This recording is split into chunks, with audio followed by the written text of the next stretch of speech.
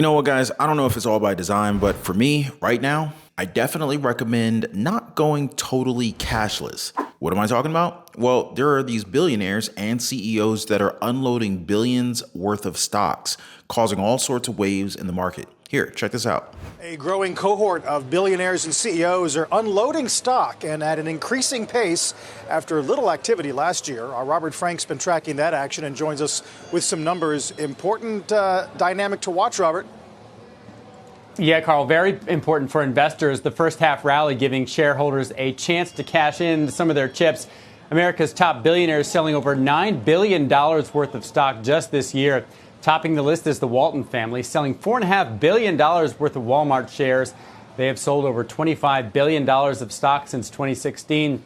That's to stay under their pledged ownership cap as Walmart buys back those shares. Now, most of the biggest sales are in tech. Joe Gebbia, the billionaire co-founder of Airbnb, cashing in nearly $900 million worth of shares. Those are up over 50% this year. Yep, you heard that right, guys. $9 billion worth of stocks unloaded in the latest market rally. The biggest seller was the Walton family. They're heirs to Walmart and Sam's Club. You guys have heard of those small companies, right? Strong sarcasm, of course.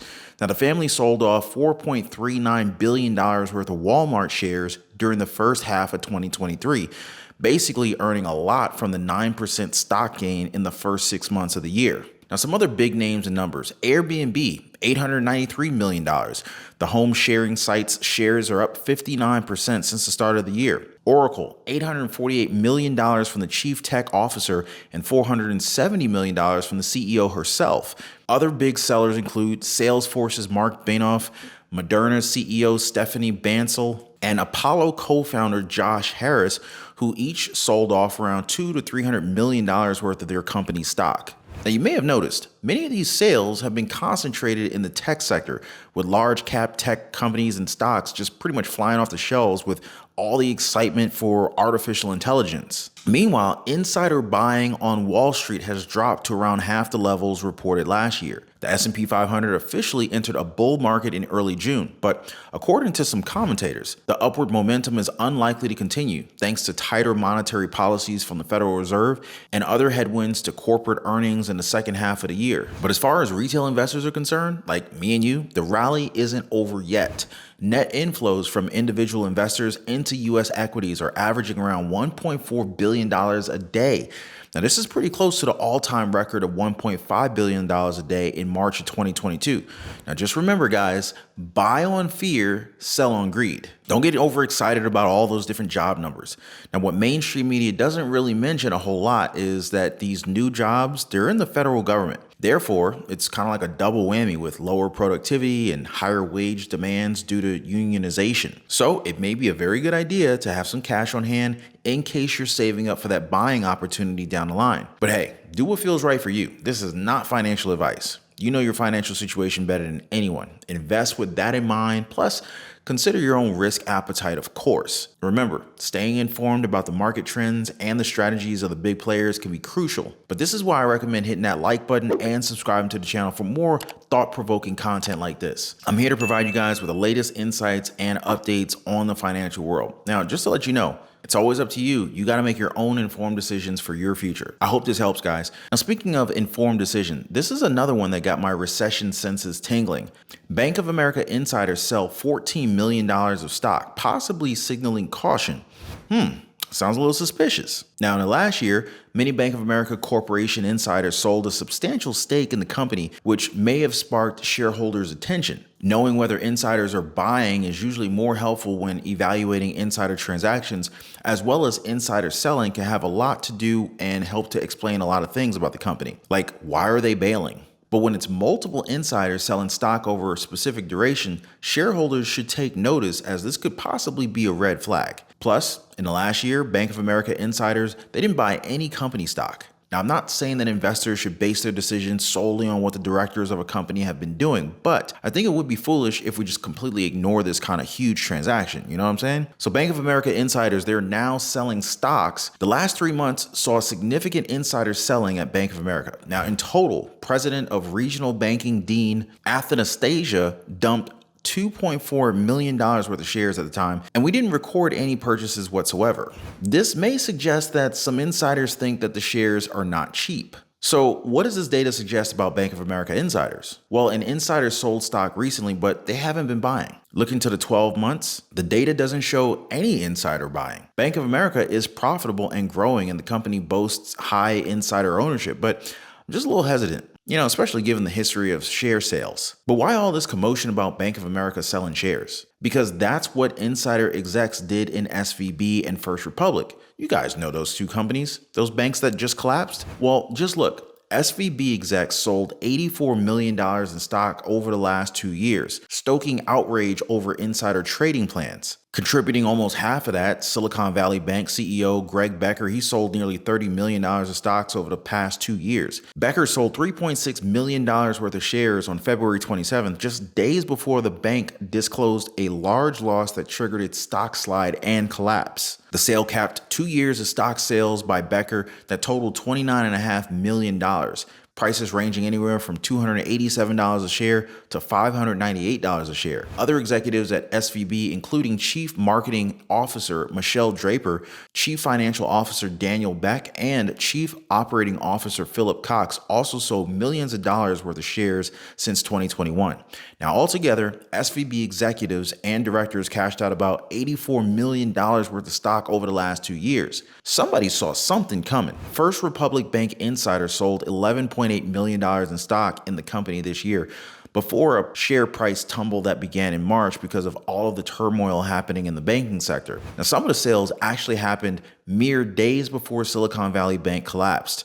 James Herbert II, executive chairman, sold $4.5 million worth of shares through a trust in 2 transactions starting in January, and that was about 5% of his holdings in the bank at the time. David Lichtman, the bank's chief credit officer, sold $2.5 million in 3 transactions since January, including the sale on March 6, days before the First Republic collapse.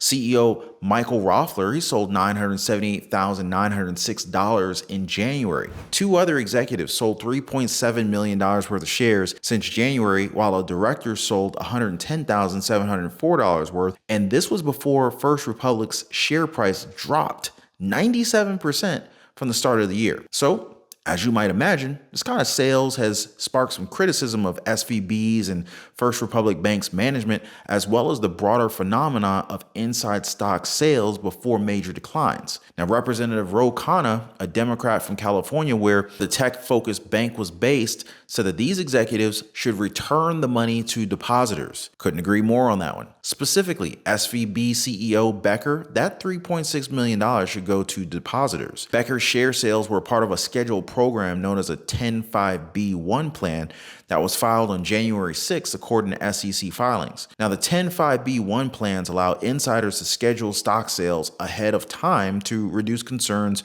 over trading or insider information. Yet, SEC Chairman Gary Gensler has said the plans are rife with abuse, with insiders selling right after filing the plans, creating overlapping or multiple plans and or creating one-off scheduled sales. So the SEC created new rules which took effect February 27th and applied to plans filed April 1st. Now, this new rule includes more disclosure, transparency, and timelines for scheduled sales. It imposes a 90-day cool-off period between the filing date and the first sale.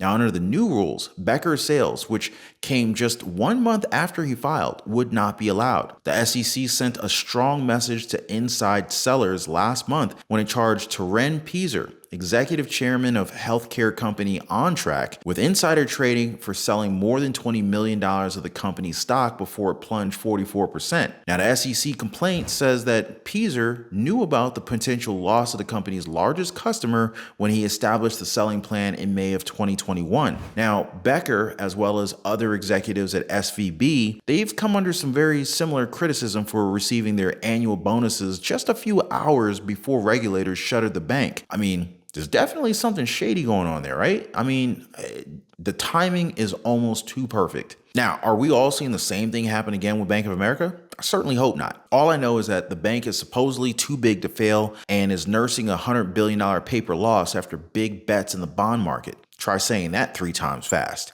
Now, Bank of America is bearing the cost of decisions made 3 years ago to pump the majority of $670 billion in pandemic-era deposit inflows into debt markets at a time when bonds traded at historically high prices and historically low yields. Now, the moves left Bank of America, the second largest U.S. bank by assets, with more than $100 billion in paper losses at the end of the first quarter, at least according to the FDIC. It's a pretty credible source. So now this huge loss is far greater than the unrealized bond market losses reported by the largest books. Now, this was during the early parts of the C-19 pandemic when banks absorbed a flood of deposits from savers. B of A put more money into bonds while others parked a greater share in cash. Now that yields have risen and bond prices have fallen, the value of B of A's portfolio has plunged. Now, by contrast, JP Morgan Chase and Wells Fargo, the nation's first and third largest banks, respectively, they each had about $40 billion in unrealized bond market losses, while fourth largest bank, Citigroup's paper losses were about $25 billion. And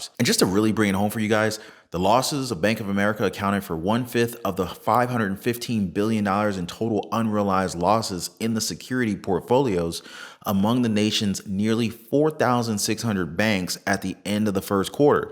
Now, experts are saying that if you look at the bank's balance sheet, it's a mess. B of A has basically said that it has no plans to sell the underwater bonds. Otherwise, the losses would crystallize instead of just kind of existing on paper. Now, if you understand bonds, this is actually kind of smart. I mean, they're really banking on the portfolio of highly rated government-backed securities. So as long as the federal government doesn't default on its debt, Bank of America should probably be just fine. Now, the idea is that the investment would be paid back when the underlying loans mature. But holding on to the relatively low-yielding investments, many of which are backed by 30-year home loans, at a time when newly purchased bond yields are a lot more, it could actually limit the income that Bank of America can generate from its customer deposits. And so basically, when the rates were low, they were making more money than their rivals. Now, if we fast forward to today, they're making less. Now, years of low interest rates, increased regulation, and lukewarm economic growth prompted banks of all sizes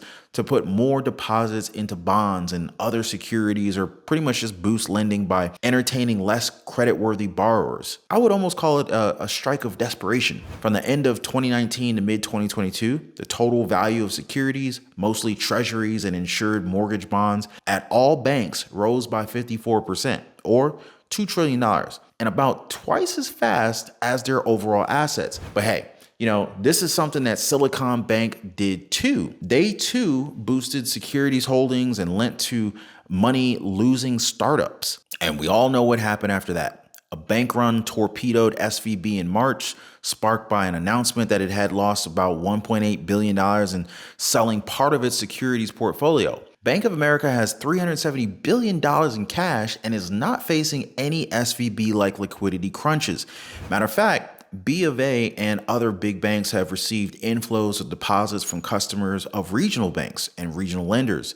Most home loans, they're paid off far earlier than their 30-year term, and if interest rates were to fall again, then B of A's bond holdings would regain value. So I totally understand their stance. It's a smart strategy if you ask me. B of A, also like their peers, they also fared pretty well in the Fed's annual stress test. But nonetheless, the effects of B of A's securities portfolio missteps, they're being felt by investors. Shares of B of A have fallen 15% this year, also affecting Warren Buffett. He holds a few slabs as well, making it the worst performer of any of its large rivals. JP Morgan Chase shares have gained 3%. So, who's the safer bank? JP Morgan Chase or B of A? You guys let me know what you think. By the way, if you own a home, make sure your home is protected. Get your free home warranty quote. There's a link in the description down below. Now, this impact, it's also weighing on B of A's net interest margin, an important gauge of performance that measures just how much profit a bank makes on its loans and its investments. For years, JP Morgan and Bank of America, they were pretty much neck and neck on this yardstick. But